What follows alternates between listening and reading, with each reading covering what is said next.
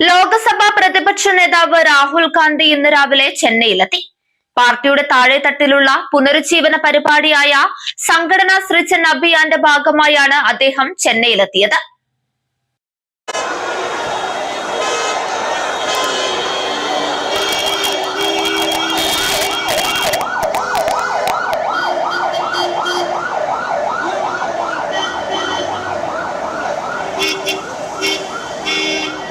തമിഴ്നാട്ടിൽ കോൺഗ്രസ് സംഘടനയെ കൂടുതൽ ശക്തിപ്പെടുത്താനുള്ള നീക്കങ്ങൾക്കാണ് തുടക്കമായത്.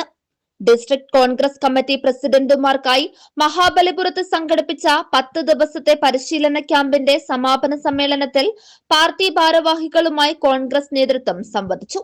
സി ജോസഫ് വിജയുടെ നേതൃത്വത്തിലുള്ള തമിഴക വെട്രി കഴകവുമായി സഖ്യത്തിൽ ചേർന്ന് സംസ്ഥാന ഭരണത്തിന്റെ ഭാഗമായിരിക്കുന്ന സാഹചര്യത്തിൽ പാർട്ടിയുടെ അടിത്തറ കൂടുതൽ ശക്തിപ്പെടുത്തുക എന്നതാണ് ഈ സന്ദർശനത്തിന്റെ പ്രധാന ലക്ഷ്യം. താഴെത്തട്ടിലുള്ള പാർട്ടി പ്രവർത്തകരെയും ഭാരവാഹികളെയും കൂടുതൽ സജീവമാക്കാനും വരാനിരിക്കുന്ന തദ്ദേശ സ്വയംഭരണ തെരഞ്ഞെടുപ്പുകൾ മുന്നിൽ കണ്ട് പുതിയ രാഷ്ട്രീയ തന്ത്രങ്ങൾ ആവിഷ്കരിക്കാനും സംഘടനാ പ്രവർത്തനങ്ങൾ നേരിട്ട് വിലയിരുത്താനുമാണ് നേതൃത്വത്തിന്റെ ശ്രമം. 2026 തമിഴ്നാട് നിയമസഭാ തെരഞ്ഞെടുപ്പിൽ 108 സീറ്റുകൾ നേടി ഏറ്റവും വലിയ ഒറ്റകക്ഷിയായ തമിഴക വെട്രി കഴകത്തിന് ഭൂരിപക്ഷം ഉറപ്പാക്കാൻ കോൺഗ്രസ് 5 സീറ്റുകളുമായി പിന്തുണ നൽകിയിരുന്നു. ഏകദേശം 59 വർഷങ്ങൾക്ക് ശേഷമാണ് തമിഴ്നാട്ടിൽ കോൺഗ്രസ് വീണ്ടും മന്ത്രിസഭയുടെ ഭാഗമായത്.